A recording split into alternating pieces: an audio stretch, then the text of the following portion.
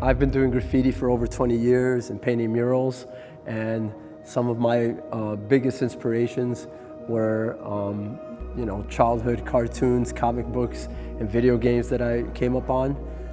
And to name some artists, I was a big fan of MC Escher, Salvador Dali, Al Held, the Memphis Group. These are some of the artists that help inspire my style. And then of course some of the first graffiti artists that were painting trains. Those artists definitely inspired me because that was some of the first art and graffiti I was seeing as a kid growing up in New York. So my process, I like to keep it very organic.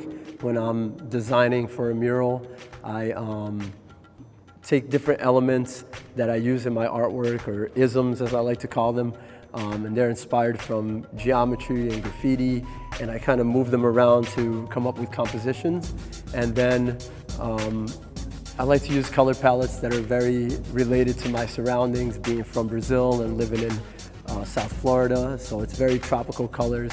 And I like to mix that with my shapes and the influences from graffiti and techniques to come up with my designs.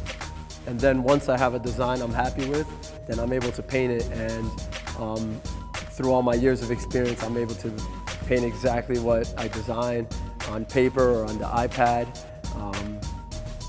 and convert it to a wall.